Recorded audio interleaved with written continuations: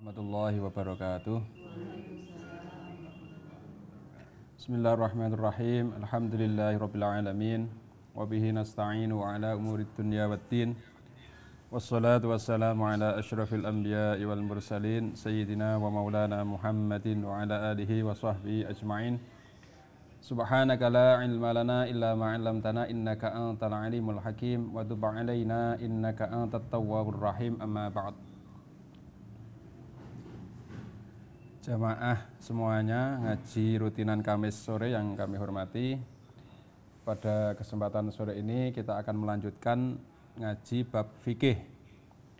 Untuk kesempatan ini kita akan membahas tentang hal-hal yang membatalkan wudhu atau hal-hal yang merusak wudhu. Dalam fikih istilahnya nawaqidul wudhu, atau hal-hal yang membatalkan wudhu atau yang merusak wudhu. Dalam fikih di situ dijelaskan bahwa hal-hal yang membatalkan wudhu itu nanti ada 4. Hal-hal yang membatalkan wudhu itu ada 4. Artinya misalkan kita sebelumnya sudah punya wudhu, kok terdapat 4 ini salah satu dari 4, berarti nanti wudhunya batal. Kenapa? Karena selagi kita wudhunya batal atau tidak mempunyai wudhu, maka kita tidak boleh untuk sholat. Karena syarat sahnya sholat harus dengan wudhu, artinya bersuci. Langsung saja, hal yang membatalkan wudhu nomor 1 atau yang pertama adalah al-khariju min ahadis sabilain, yaitu segala sesuatu yang keluar dari 2 kemaluan, baik jalan depan atau belakang. Istilahnya kalau istilah kitab itu kubul atau dubur, artinya dua kemaluan itu, depan sama belakang. Segala sesuatu yang keluar dari 2 jalan itu membatalkan wudhu, kecuali sperma. Kalau sperma betul tidak membatalkan wudhu, tetapi mewajibkan mandi besar. Terus misalkan keluar tersebut itu keluar yang sifatnya tidak normal.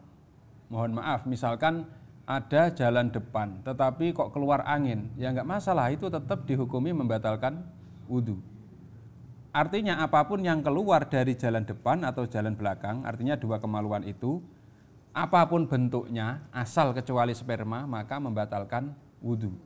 Saya contohkan misalkan ada seseorang yang punya penyakit batu ginjal misalkan, terus dari jalan depan keluar batu pas waktu nggak tahu pas barengan dengan buang air kecil apa tidak, misalkan keluar batu, maka itu juga membatalkan wudhu. Atau misalkan jalan depan keluar, mohon maaf, sejenis kayak cacing misalkan atau ulat, itu juga membatalkan wudhu. Intinya segala sesuatu yang keluar dari jalan depan atau jalan belakang, entah itu apapun bentuknya, asal kecuali sperma, maka itu dihukumi membatalkan wudhu. Terus penjelasan selanjutnya, misalkan ada seseorang yang, mohon maaf, alat vitalnya atau alat kelaminnya itu tertutup, artinya nggak fungsi lah. Kemudian ada ganti atau ada lubang baru, yang lubang baru itu tadi kok masih di bawah pusar, maka jika itu sebagai fungsi gantinya alat vital yang tertutup tadi, maka itu juga nanti misalkan keluar membatalkan wudhu juga, sebagai gantinya yang asli. Kan kadang ada orang yang memang nggak keluar karena tertutup, terus kemudian oleh medis dibuatkan lubang baru, asal lubangnya masih di bawah pusar, maka itu hukumnya ya sama sebagaimana alat vital tersebut, artinya yang bisa membatalkan wudhu. Beda jika ada 2, misalkan ada 2 lubang, yang satunya lubang atas nama alat vital, satunya lubang lagi misalkan di kanan atau di kiri, intinya masih di bawah pusar juga. Misalkan ada lubang 2, yang satunya lubang asli, satunya tidak. Jika yang asli memang sudah berfungsi, artinya berfungsi normal untuk buang air kecil atau untuk apapun, terus ada lubang lagi kok yang lubang tadi kok keluar, yang lubang baru tadi kok keluar, maka itu tidak dihukumi membatalkan wudhu. Karena bagaimanapun yang diambil itu yang asli. Yang asli artinya ya alat vital itu, bukan yang baru. Begitu juga tidak membatalkan wudhu lagi adalah jika lubang tadi di atas pusar. Mohon maaf misalkan di atas perut atau di dada atau di punggung atau di mana kok ada lubang yang lubang di situ misalkan mengeluarkan, mohon maaf mirip kayak air kencing misalkan, itu juga tidak membatalkan wudhu karena sudah di luar area yang biasanya membatalkan wudhu. Maka biasanya kalau di medis itu nanti misalkan alat kelaminnya itu kok tertutup, itu gantinya nggak jauh beda dari situ. Artinya ruang lingkupnya itu ya di bawah, masih di bawah pusar, di atas lutut. Karena apa? Karena jika itu dibuatkan di situ nanti jika keluar ya membatalkan wudhu. Kalau dibuatkan di lain itu malah nggak membatalkan wudhu, tetapi kan ya repot. Bisa dibayangkan misalkan kencing dari punggung, gimana nanti? Misalkan itu terjadi di luar area itu, maka itu tidak membatalkan wudhu. Begitu juga di belakang, artinya jalan belakang, mohon maaf anus. Misalkan keluar dari situ, apapun bentuknya, itu juga membatalkan wudhu. Baik itu berupa batu, angin, atau apapun lah, intinya itu semuanya membatalkan wudhu. Terus yang biasanya menjadi pertanyaan ibu-ibu adalah bagaimana hukumnya keputihan, apakah itu membatalkan wudhu apa tidak. Biasanya sering, kalau dalam istilah fikih, keputihan itu dilihat dulu, kira-kira keputihan secara medis itu dari dalam apa dari luar. Artinya di luar itu begini, seorang ketika buang air kecil, kemudian mau cebok, ketika di situ yang wajib dibersihkan itu kan yang dohir, yang kelihatan saja itu yang dibersihkan. Nah, kira-kira pas saat jongkok tadi, area keputihannya tadi itu di situ apa tidak? Kira-kira di situ apa? Tidak. Kalau dihukumi di dohir maka tidak. Cuma kalau keputihan itu sudah dari dalam maka itu dihukumi najis dan bisa membatalkan wudhu. Artinya jika keputihan itu murni dari dalam keluar ibaratnya kayak kencing, maka itu dihukumi membatalkan wudhu dan dihukumi najis. Tetapi jika itu memang dari luar maka tidak dihukumi membatalkan wudhu. Nah kira-kira itu yang kita belum tahu secara medis itu termasuk dari luar apa dari dalam. Kalau dari dalam ya berarti dihukumi najis dan membatalkan wudhu. Saya contohkan misalkan begini. Ada gelas dikasih air, kemudian dikasih es batu. Kira-kira air yang di luar itu wujud air di dalam tidak? Kan tidak. Biasanya ada gelas, kemudian dikasih air dikasih air batu es. Terus kemudian di samping gelas, di luar gelas itu kan biasanya basah. Nah, kalau basah itu kan wujudnya kan nggak wujud dari dalam. Artinya misalkan kita membayangkan di dalamnya gelas tadi misalkan ada najisnya macam-macam. Nah, yang luar ini tidak dihukumi najis karena air yang di luar itu bukan air yang di dalam. Sama kayak tadi ibaratnya logikanya lah, sama dengan keputihan tadi. Kalau keputihan itu areanya ada di luar itu luar area dalam seorang wanita itu ketika dibuat jongkok itu yang kelihatan mana yaitu yang dihukumi luar.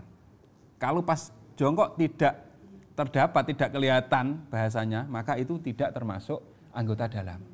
Tetapi biasanya keputihan itu tetap dari dalam. Rata-rata banyak sekali santriwati-santriwati yang di pondok-pondok itu ketika bertanya itu rata-rata dari dalam. Kalau dari dalam berarti itu bisa membatalkan wudhu, juga dihukumi najis. Maka ketika kita mau sholat ya hendaknya dibersihkan, ya minimal ganti celananya. Itu yang terkait dengan keputihan.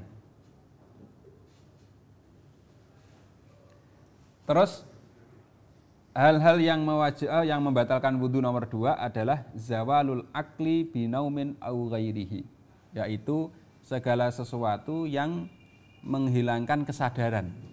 Hilangnya kesadaran itu juga membatalkan wudhu. Hilangnya kesadaran itu bisa macam-macam. Satu di sini dicontohkan, satu bisa karena tidur.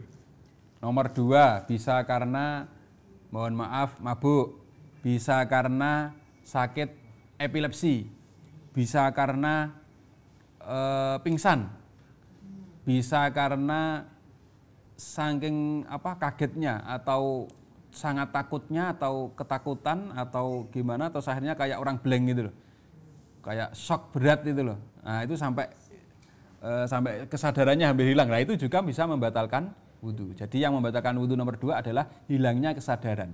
Hilangnya kesadaran bisa disebabkan karena tidur, bisa karena mabuk atau ngefly, bisa karena pingsan, bisa karena epilepsi, bisa karena macam-macam lah. Intinya jika kesadarannya tersebut kok sampai hilang, maka itu bisa membatalkan wudhu. Dan itu banyak sekali. Ada hal-hal yang di situ malah tidak membatalkan wudhu padahal tidur. Jadi tidur itu membatalkan wudhu aslinya. Cuma ada tidur yang tidak membatalkan wudhu. Yaitu tidur gimana? Tidurnya orang yang posisi duduk begini. Itu tidak membatalkan wudhu. Makanya jangan khawatir, misalkan para kaum bapak-bapak ketika di masjid menunggu khutbah Jum'ah atau khutbah apa, biasanya itu kan duduk sambil ketiduran dengerin khutbah. Tahu-tahu semuanya nggak nyantol, nggak nyambung lah, isi khutbah itu nggak nyambung karena ya benar-benar tidur. Habis itu sudah qomat, terus kemudian langsung berdiri sholat, ya nggak masalah karena tidurnya orang yang posisi duduk itu tidak membatalkan wudhu. Nah terus kok bisa wong sama-sama tidur, sama-sama hilang kesadarannya, kok yang satu membatalkan, yang satu tidak, alasannya kenapa? Karena satu, karena ada hadisnya Nabi. Kalau yang nomor 2 karena ada alasan-alasan dari ulama. Kalau yang hadisnya Nabi itu dulu ketika itu biasanya Rasulullah kan memang imami sholat, jamaah Rasulullah yang menjadi imam. Ketika itu Rasulullah entah karena ada uzur apa, belum keluar dari dalam beliau. Artinya sholat itu sudah azan lama, tetapi belum dilakukan berjamaah. Sampai para sahabat yang nunggu sampai ketiduran. Ya sambil duduk gini, ketiduran, banyak yang tidur. Terus kemudian Rasulullah datang, rawuh, terus kemudian mau ngimamin, sahabat langsung berdiri, langsung sholat aja. Karena kejadian itu dan Rasulullah menganggap tidak masalah, para sahabat tidak disuruh Rasulullah supaya mengulangi wudhu, ya tidak. Makanya itu menjadi hukum fikih bahwa tidurnya orang yang duduk tidak membatalkan wudhu. Terus kalau alasannya para ulama, kenapa kok yang satunya yang tidur terlentang atau tidur selain duduk kok membatalkan, kalau yang tidurnya orang duduk tidak membatalkan? Karena tidur itu adalah karena ada angin yang keluar dari otak. Kemudian angin tersebut menutup mata. Kayak ibaratnya kayak orang dikipasin. Kemudian matanya terpejam. Terus ada hadis Nabi, Nabi pernah dawuhan al-ainani wika usahi. Kedua mata ini sebagaimana satpamnya dubur atau satpamnya anus.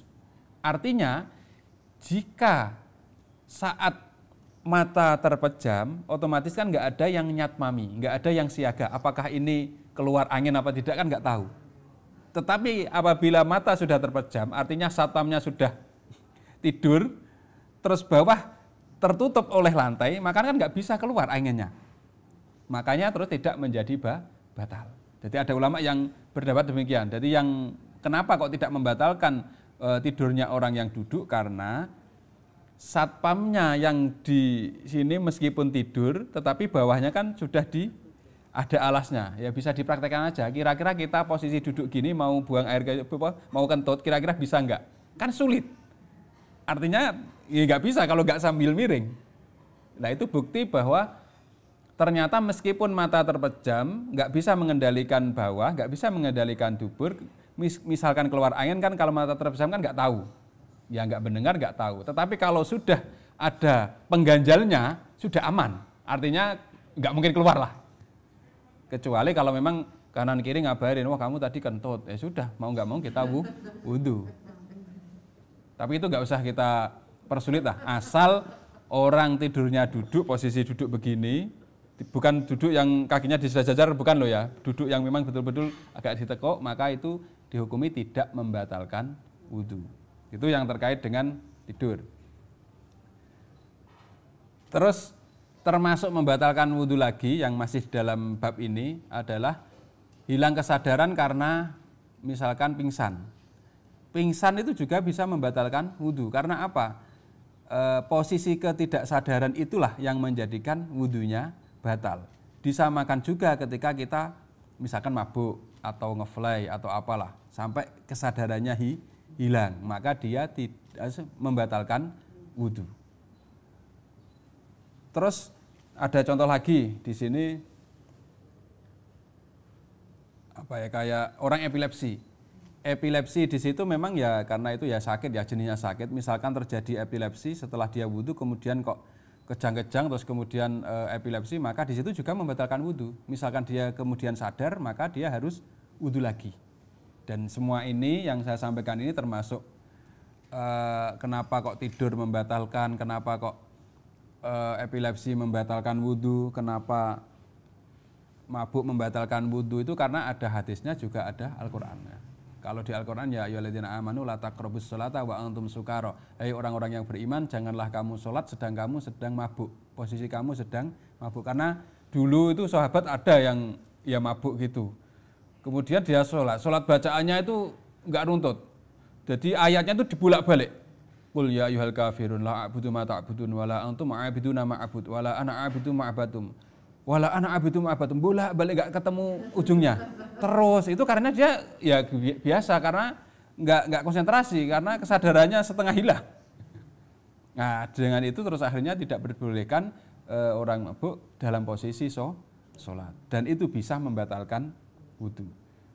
Terus kemudian yang membatalkan wudhu lagi nomor 3 adalah iltiqa'u basyaratai rajulin wa imra'atin kabiraini sing ghairi mahramin, yaitu bertemunya dua kulit antara laki-laki perempuan yang sama-sama besar, artinya sama-sama dewasa, sama-sama sudah balik, lain jenis artinya, terus di situ bisa membatalkan wudhu. Nah ini memang menjadi khilaf. Nanti saya jelaskan khilafnya kenapa, alasannya, terus satunya kok ada yang versi membatalkan, ada yang versi tidak membatalkan. Kita yang membahas versi membatalkan dulu. Kenapa kok suami istri itu ada pendapat kok membatalkan wudhu? Karena kan lain jenis. Itu karena istri itu kan orang lain. Maksudnya orang lain adalah dia bukan siapa-siapa kita terus kemudian kita nikah. Beda kalau itu mahram. Kalau mahram itu memang orang yang haram dinikah. Jadi istilah perempuan kalau dalam fikih itu ada dua. Ada namanya ajnabi, ada namanya mahram. Ajnabi itu artinya orang yang tidak haram dinikah. Lah istri kan tidak haram dinikah. Sudah menjadi istri kan karena halal dinikah. Tapi kalau haram dinikah itu namanya mahram. Jadi mahram itu artinya man haruman nikah, orang yang haram dinikah. Orang yang haram dinikah siapa? Banyak. Salah satu kalau di Al-Quran, hurrimat alaikum ummahatukum wa banatukum wa akhwatukum wa ammatukum wa kholatukum wa banatul akhi wa banatul ukhti. Artinya ada sekian kira-kira 7 lebih lah. Itu kalau yang dari nasab, dari saudara, darah. 1 ibu kandung. Terus saudara kandung, anak kandung, saudaranya ayah, saudara perempuannya ayah, atau saudara perempuannya ibu. Terus kemudian menantu atau mertua, itu juga tidak membatalkan. Nah ini yang perlu diperhatikan. Jenisnya orang-orang ini itu kan orang-orang yang memang haram dinikah. Justru karena haram dinikah makanya tidak membatalkan wudhu. Jadi kalau orang yang haram dinikah itu malah tidak membatalkan wudhu, kita bersahabat tangan nggak masalah. Tetapi kalau orang yang tidak haram dinikah artinya halal dinikah, maka dia membatalkan wudhu. Makanya istri itu kenapa membatalkan menurut mazhabnya Imam Syafi'i? Karena istri itu awalnya ajnabi, yakni orang lain, bukan mahram, bukan orang yang haram dinikah, artinya orang yang halal dinikah. Karena halal dinikah maka bersentuhan ya membatalkan. Itu kalau menurut mazhabnya Imam Syafi'i. Kalau menurut mazhabnya imam lain, kalau di sini dicontohkan ada mazhabnya Imam Malik, juga ada mazhabnya Imam Abu Hanifah, di situ memang tidak membatalkan wudhu. Cuman yang tidak membatalkan wudhu itu ketika posisi megangnya tidak, mohon maaf, tidak nafsu, tidak syahwat. Tetapi kalau memegangnya syahwat tetap membatalkan.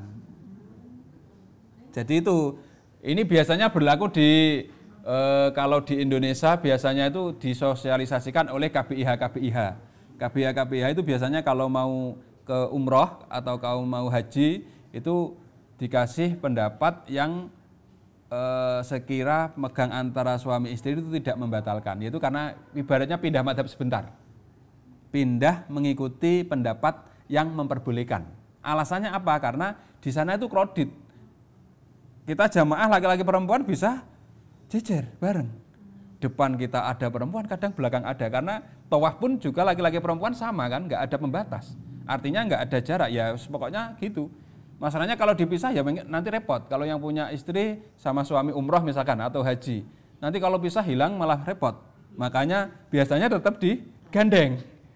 Nah, digandeng ini kan kalau mazhabnya Mas Syafi'i kan membatalkan wudu. Makanya khusus untuk itu karena keadaan darurat kita boleh pindah mazhab. Pindah pendapat yang memperbolehkan memegang tidak membatalkan wudu. Dengan catatan memegangnya tadi tidak nafsu atau tidak syahwat. Meskipun itu ikut pendapat yang lain, tapi kalau megangnya ada nafsu ya tetap membatalkan wudu. Nah, kenapa kok ada dua pendapat? Satunya mengatakan membatalkan, satunya tidak. Itu sama-sama dari ayat aula mastumun nisa. Aula mastumun nisa terjemahnya itu atau memegang para istri-istri atau perempuan. Maksudnya di situ ada yang mengatakan lamastumun nisa itu maksudnya ya memegang, ada yang memaknai lamastum itu maksudnya mengumpuli, artinya bersetubuh. Jadi yang memaknai bersetubuh berarti maksudnya tidak membatalkan wudu. Yang memaknai memegang artinya sudah membatalkan wudu. Karena di Al-Quran lafal lamis, lamasa atau lamis itu banyak sekali. Yang memang satunya bermakna memegang, ada yang bermakna memang kumpul atau bersetubuh. Dan ini khilafnya para ulama atau perbedaan ulama ini menjadi rahmat bagi kita. Artinya ada pilihan, mau pakai ini monggo, mau pakai ini monggo. Yang penting kita tahu bahwa memang ada pendapat yang mengatakan istri itu membatalkan atau suami istri itu saling membatalkan. Terus yang membatalkan lagi adalah yang tidak membatalkan lagi, saya kupas lagi karena temanya mirip. Misalkan kalau mertua itu selamanya tidak akan membatalkan. Saya ulangi lagi, misalkan saya nikah dengan seorang perempuan. Ketika saya nikah, akdun nikah, dengan saya sudah akad nikah dengan seorang perempuan, maka selamanya ibu dan neneknya sampai ke atas, selamanya tidak membatalkan wudu. Meskipun sudah meninggal, meskipun sudah cerai, itu selamanya tidak akan membatalkan wudu. Tetapi beda, misalkan saya menikahi ibunya, mohon maaf, misalkan ada seorang ibu punya anak perempuan, janda, misalkan punya anak perempuan. Saya misalkan menikahi seorang ibu yang mempunyai anak satu, artinya entah sudah cerai atau ditinggal mati atau ya ditinggal meninggal suaminya, artinya sudah janda lah, bukan statusnya masih suami orang, bukan, itu nggak boleh. Misalkan ada janda punya anak satu perempuan, misalkan saya menikahi janda tersebut, itu ketika saya menikah anaknya ini masih belum membatalkan. Artinya membatalkan tidak membatalkannya itu ketika saya sudah kumpul dengan ibunya. Mohon maaf, ketika sudah bersetubuh maka anak ini sudah menjadi mahram. Artinya sudah haram dinikah. Dengan haram dinikah berarti sudah halal, tidak membatalkan wudu. Tetapi kalau saya misalkan nikah dengan seorang ibu tadi, terus kemudian belum sampai kumpul cerai, maka misalkan nikahi ini boleh. Karena belum kumpul. Tetapi ya yang penting tadi membedakan. Tapi kalau untuk menantu itu enggak beda dengan tadi. Kalau menantu dengan kita nikah anaknya, otomatis ibu seneneknya atau siapa ke atasnya semuanya akan membatalkan wudu. Kalau saudara paling dekat yang sudah membatalkan wudu itu sepupu. Sepupu paham ya, sepupu. Misalkan saya dengan mbaknya ini saudara kandung, misalkan anaknya mbaknya dengan anak saya itu namanya sepupu. Kalau istilah Jawa nak sanak atau apa namanya, misanan atau nak, ya sepupu lah kalau Indonesianya. Mungkin ada yang enggak. Sepupu itu sudah membatalkan wudu. Karena apa? Sepupu itu sudah boleh nikah. Misalkan saya besanan dengan adik saya sudah boleh. Nah, karena sudah boleh itu akhirnya sepupu ini sudah membatalkan wudhu. Jadi itu namanya saudara paling dekat yang sudah boleh nikah ya sepupu itu. Tapi biasanya kalau Jawa agak berani. Padahal aslinya nggak apa-apa. Hukum fikihnya boleh. Menikahi itu boleh. Menikahi sepupu itu boleh. Artinya sepupu itu meskipun itu masih saudara dekat kita, tetapi sudah membatalkan wudhu. Terus saya contohkan lagi, misalkan saya laki-laki punya paman. Paman itu misalkan saudaranya ayah saya atau saudaranya ibu saya, nggak masalah. Terus kemudian paman saya ini punya istri. Istrinya paman saya dengan saya ini juga sudah membatalkan wudhu. Istrinya paman. Paman yang asli ya, paman itu saudaranya ayah atau saudaranya ibu misalkan. Terus kemudian istrinya paman ini, itu kemudian misalkan dengan saya berjabat tangan atau apa, itu membatalkan wudhu. Ibaratnya misalkan paman saya meninggal, terus istrinya saya nikah kan boleh. Nah karena boleh itu loh, akhirnya membatalkan wudhu. Intinya untuk rumusnya mudah. Siapapun yang haram dinikah, maka dia tidak membatalkan wudhu. Nah, gitu aja. Berhubung istri menurut mazhab Imam Syafi'i, berhubung istri itu tidak haram dinikah, artinya halal dinikah karena orang lain, maka membatalkan wudhu. Tapi kalau mau mengikuti itu ya pas ketika di sini, kalau di sana ya kita mau nggak mau mengikuti mazhabnya Imam Malik. Kalau di Mekah misalkan, karena repot nanti. Terus saya lanjutkan. Yang membatalkan wudhu nomor berikutnya adalah, sebelum nanti buka pertanyaan, yang terakhir, yang membatalkan wudhu nomor 4 adalah masuku bulil adami au halaqati duburi bibat nirrohah, yaitu memegang kemaluan, 2 kemaluan lah, menggunakan telapak tangan yang dalam ini. Kalau pakai ini nggak masalah. Memegang memegang kemaluan dengan telapak tangan yang dalam. Kalau pakai ini malah enggak.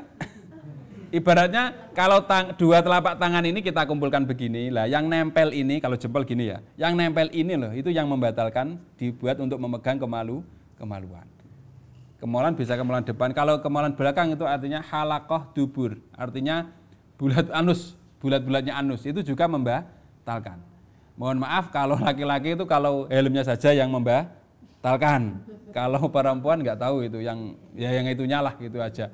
Tapi yang menggunakan ini loh ya, bukan menggunakan ini. Itu kalau diri kita sendiri yang megang. Kalau kita megang milik orang lain jelas langsung batal. Itu jangan salah paham. Masalah repot kadang dibuat pokoknya memegang pakai ini nggak apa-apa. Kalau milik orang lain ya tetap batal. Nggak bisa. Masalahnya perlu jaga, kadang kan kita nggak, berarti nggak apa-apa. Makanya kalau orang-orang dulu, biasanya kalau habis dari sungai atau kemana, habis dari sawah, orang petani-petani dulu itu megangnya itu dulu pakai gini, bukan gini, khawatir batal. Itu memang kalau pakai ini nggak membatalkan. Terus lagi yang tadi kelewat, misalkan yang tidak membatalkan, suami istri berpegang nggak membatalkan itu misalkan megang kuku, megang gigi. Itu tidak membatalkan. Misalkan sama-sama habis wudhu, giginya dipegang atau kukunya dipegang atau rambutnya dipegang, itu tidak membatalkan wudhu. Ya mungkin bisa jadi di rambutnya baru ada kecoa atau apa minta diambilin kan bisa saja. Atau mungkin intinya macam-macam lah bisa. Nah itu tidak membatalkan wudhu. Terus kemudian yang tidak membatalkan wudhu lagi adalah itu loh anak kecil yang belum balik. Misalkan tetangga kita lah, tapi dengan catatan yang memegang itu nggak ada nafsu loh ya. Meskipun anak kecil, kalau kita sudah punya nafsu itu sudah membatalkan. Kalau normalnya adalah jika ada anak yang belum balik, kita berjabat tangan itu masih nggak masalah karena tidak membatalkan wudhu, namanya masih anak kecil. Bisa dibulak-balik kita yang laki-laki atau kita yang perempuan, ya tinggal anaknya yang laki-laki atau yang perempuan, disilang lah. Itu kalau anak kecil itu tidak membatalkan wudhu, kecuali bagi yang dewasanya tadi kok sudah punya nafsu, maka sudah membatalkan wudhu. Makanya kalau siapapun berjabat tangan nggak masalah, asal anak kecil tadi kita nggak ada nafsu lah, gitu aja lah. Kalau nggak ada nafsu sudah aman, tapi kalau ada nafsu sudah membatalkan wudhu. Dan semua yang membatalkan tadi terkait pemegang tadi itu kalau tidak ada penghalang, misalkan kita pakai sarung tangan, misalkan kita pakai plastik, misalkan ada kain atau apa, itu tidak membatalkan karena tidak bersentuhan langsung. Kalau bersentuhan langsung itu loh yang membatalkan. Mungkin pendahuluan untuk terkait tema hari ini cukup sekian. Disambung pertanyaan, mungkin difasilitasi.